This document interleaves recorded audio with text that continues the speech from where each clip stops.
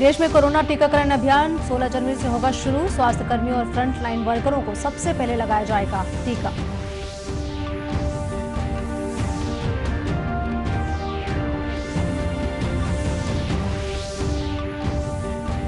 प्रधानमंत्री ने कहा कि स्वदेश में निर्मित कोरोना वैक्सीन मानवता की रक्षा करने को तैयार।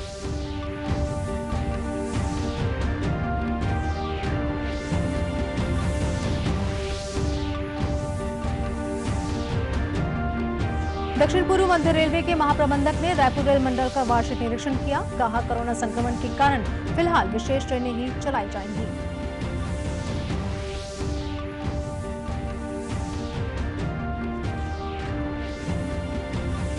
और केंद्र सरकार की शेडनेट निर्माण योजना किसानों के लिए वरदान साबित हो रही है।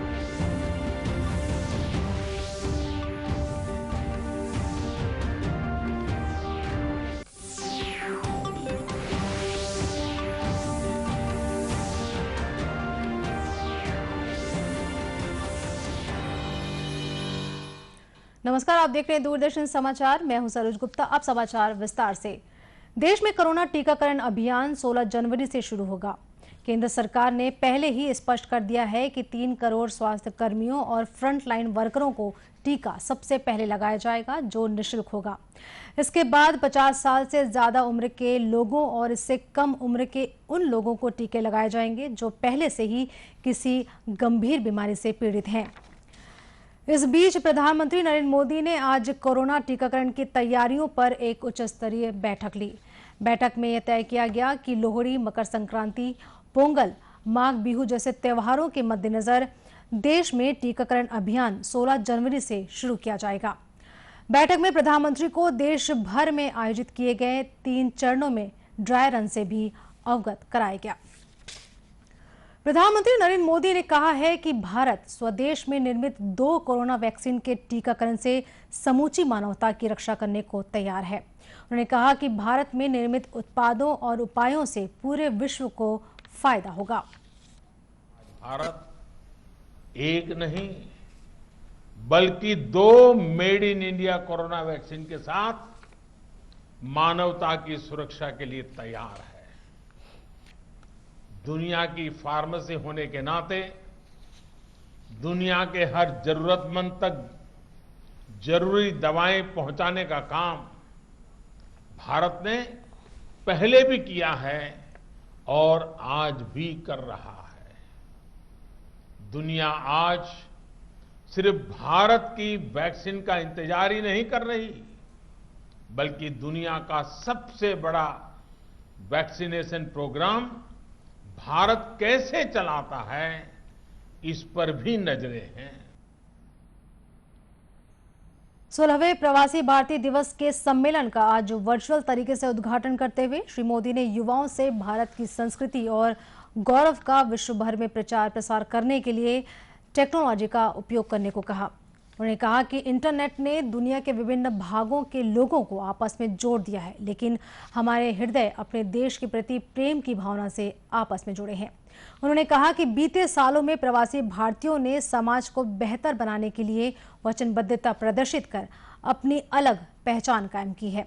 उन्होंने कहा कि जब भी वे जरूरतमंद लोगों की मदद के लिए आगे आने की प्रवासी भारतीयों की गाथाएं सुनते हैं तो उन्हें बड़ा गर्व महसूस होता है। प्रधानमंत्री ने कहा कि आज भारत में भ्रष्टाचार से निपटने में टेक्नोलॉजी का इस्तेमाल किया जा रहा है और कई लाख करोड़ रुपए लाभार्थियों के बैंक खातों में सीधे जमा किए जा रहे हैं। साथियों, भारत आज करप्शन को खत्म करने के लिए टेक्नोलॉजी का ज्यादा से ज्यादा इस्तेमाल कर रहा है। लाखों करोड़ों रुपए जो पहले तमाम कमियों की वजह से गलत हाथों में पहुंच जाते थे, वो आज सीधे लाभार्थी के बैंक खाते में पहुंच रहे हैं। आपने देखा होगा, भारत ने जो नई व्यवस्थाएं विकसित की है, उनकी कोरोना के इस समय में वैश्विक संस्थाओं ने भी भूरी भूरी प्रशंसा की है। आधुनिक टेक्नोलॉजी से गरीब को एम्पावर करने का जो अभियान आज भारत में चल रहा है, उसकी चर्चा विश्व के हर कोने में है, हर स्तर पर है। प्रधानमंत्री ने उम्मीद जताई कि आज जब हम आत्मनिर्भर भारत के निर्माण का प्रयास कर रहे हैं तो प्रवासी भारतीय ब्रांड इंडिया को मजबूत करने में अपनी महत्वपूर्ण भूमिका निभाएंगे। देश में कोरोना संक्रमण से स्वस्थ होने की दर बढ़कर 96.41% हो गई है। वहीं देश में अब तक 18 करोड़ से अधिक कोरोना टेस्ट किए जा चुके हैं। केंद्रीय स्वास्थ्य मंत्रालय ने बताया है कि स्वस्थ होने वालों की कुल संख्या बढ़कर 1,54,000 से अधिक हो गई है। फिलहाल देश में 2,24,000 से अधिक सक्रिय मामले हैं। वहीं देश में संक्रमण से होने वाली मृत्यु दर 1.45% रह गई है, जो विश्व में न्यूनतम दरों में से एक है। इधर छत्तीसगढ़ में कल 960 नए कोरोना संक्रमित मरीज मिले हैं। इनमें सबसे अधिक रायपुर में 170 मरीज पाए गए हैं। वहीं कल 759 मरीज कोरोना संक्रमण से स्वस्थ हुए हैं। प्रदेश में अब तक 2,87,000 से अधिक कोरोना संक्रमित मरीज मिले हैं। इनमें 2,75,000 से अधिक मरीज कोरोना संक्रमण से स्वस्थ हो चुके हैं। वहीं वर्तमान में 9,000 से अधिक कोरोना संक्रमित मरीजों का इलाज किया जा रहा है। इस बीच लोगों को कोरोना संक्रमण से बचाव के प्रति जागरूकता बढ़ाने और कोरोना टीकाकरण के लिए प्रेरित करने के उद्देश्य से राजनांदगांव शहर में हस्ताक्षर अभियान चलाया गया। इस दौरान मास्क न पहनने वाले लोगों को रोककर कोरोना संबंधित दिशा निर्देशों का पालन करने की शपथ दिलाई गई। जिला प्रशासन द्वारा चलाए गए इस अभियान के संबंध में कलेक्टर टीके वर्मा ने बताया कि कोरोना संक्रमण के मामले आज भी सामने आ रहे हैं। ऐसी स्थिति में लोगों को पूर्व की भांति सावधानी बरतने की जरूरत है। उन्होंने कहा कि टीकाकरण के बाद भी लोगों को मास्क लगाना आवश्यक होगा। अभी भी चूंकि कोरोना के केसेस लगातार आ रहे हैं, इसलिए समय समय पर हम लोग जागरूकता के कार्यक्रम आयोजित करते हैं। इसी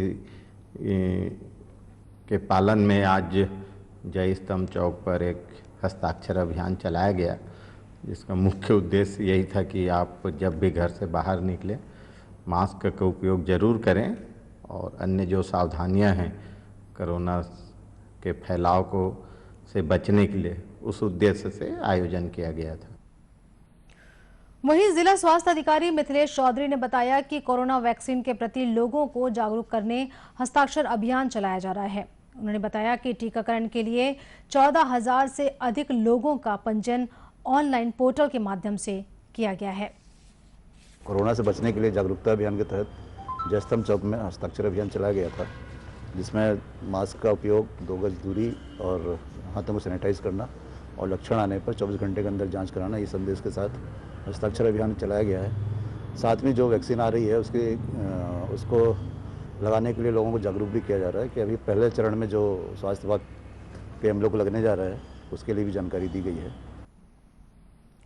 गौरतलब है कि इस हस्ताक्षर अभियान के माध्यम से जिला प्रशासन के द्वारा लोगों को अब भी कोरोना संक्रमण से संबंधित दिशा निर्देशों का पालन करने की सीख दी जा रही है।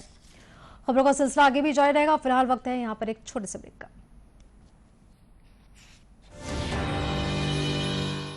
जल्दी करो यार, प्लीज जल्दी। दूसरा कोई मैच है क्या?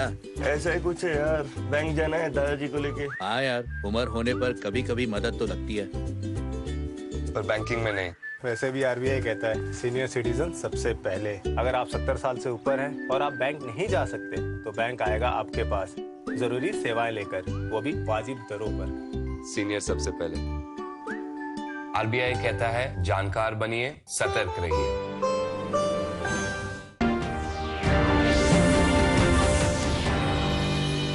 ब्रेक के बाद एक बार फिर से स्वागत है आपका दूरदर्शन समाचार में। अब बढ़ते हैं कुछ अन्य खबरों की ओर। दक्षिण पूर्व मध्य रेलवे के महाप्रबंधक गौतम बनर्जी ने रायपुर रेल मंडल का वार्षिक निरीक्षण दल्ली राजा से रायपुर सेक्शन में किया।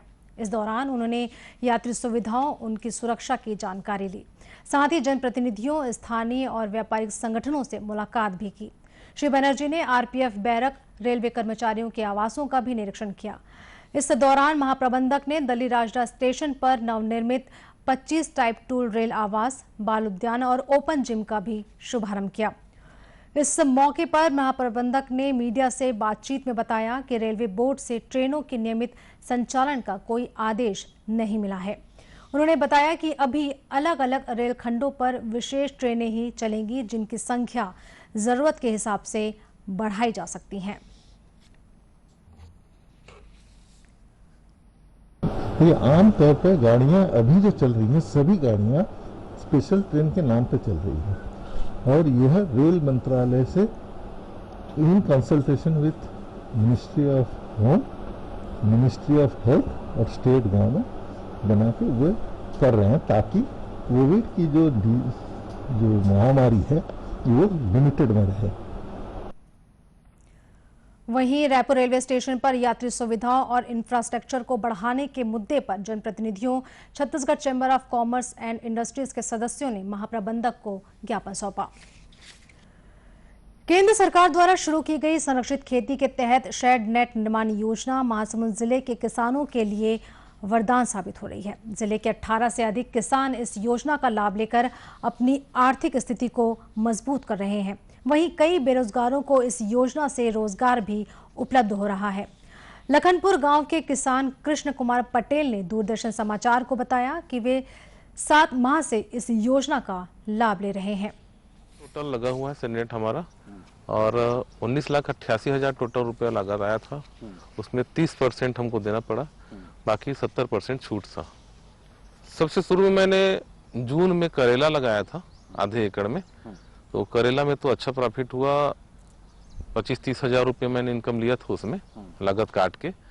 और फिर उसी जून में AKF कंपनी द्वारा आर्मोर क्वालिटी का मिर्च पौधा लिया था। आधे एकड़ में मिर्ची का रोपाई किया था मैं।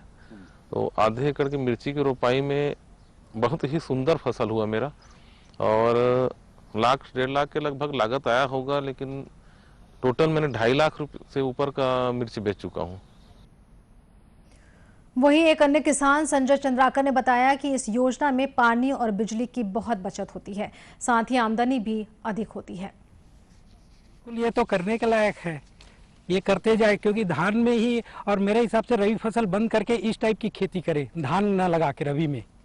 इससे क्या फायदा होगा? एक तो हमारा पानी और इलेक्ट्रिसिटी दोनों की बहुत बचत होगी। दूसरा, जमीन का उर्वरता बढ़ते जाएगा। सिर्फ धान में पानी भरने से उसका उर्वरता शक्ति कम हो रहा है और आर्थिक स्थिति भी मजबूत होगी। बिल्कुल होगी। क्या मानते हैं कि सरकार की योजना कितनी फलदायक है? नहीं, ये तो बहुत बढ़िया योजना है, ये तो सब किसानों को लगाना ही चाहिए। वहीं जिले के उद्यानिकी विभाग के सहायक संचालक NS कुशवाहा ने बताया कि उद्यानिकी फसलों को कीट प्रकोप से बचाने और किसानों को संरक्षित खेती की ओर प्रोत्साहित करने के लिए यह योजना संचालित की जा रही है। उन्होंने बताया कि इस योजना के तहत सरकार 70% अनुदान देती है। आज हम देख रहे हैं कि जो हमारी फसलें उगती हैं एक ओपन फील्ड में, तो उसमें कीड़े मकोड़े ज़्यादा लग जाते हैं, तो जो उत्पादन किसान को मिलना चाहिए, जो मेहनत करता है, वो नहीं मिल पाता है। इसलिए केंद्र शासन ने एक शेड नेट योजना निकाली है। इसको हम दूसरे रूप में संरक्षित खेती भी कहते हैं कि अपन किसी भी फसल को एक संरक्षण के रूप में उत्पादन करें तो उससे क्या किसानों को लाभ ज़्यादा मिलता है। इसलिए इस योजना को किसान के हित के लिए शासन ने लागू किया है। इसमें शासन की तरफ से अगर देखा जाए तो 710 रुपये पर स्क्वायर मीटर का रेट है इसमें, जिसमें 50% की सब्सिडी 355 रुपये का हम सब्सिडी किसान के खाते में DBT के माध्यम से देते हैं। और उसका जब हम प्रकरण स्वीकृत करते हैं तो उसको लिख के देते हैं कि ये कंपनियां हैं, इनसे आप अपना किसी भी कंपनी से आप अपने स्तर से बनवाएंगे और जब आप बन जाएगा तो हम उसका भौतिक सत्यापन करते हैं। भौतिक सत्यापन के पश्चात उसके खाते में हम सीधा पैसा जमा कर देते हैं। गौरतलब है कि इस योजना के तहत जिले के किसान गुलाब और गेंदा फूल के साथ करेला, मिर्च, शिमला मिर्च के अलावा खीरा का उत्पादन कर रहे हैं। कोरोना से बचाव के लिए मास्क, सैनिटाइजर के साथ ही सोशल डिस्टेंसिंग का भी पालन करें। कोरोना को हराना है, मास्क जरूर लगाना है। इसी के साथ ये समाचार बुलेटिन यहीं समाप्त हुआ। नमस्कार।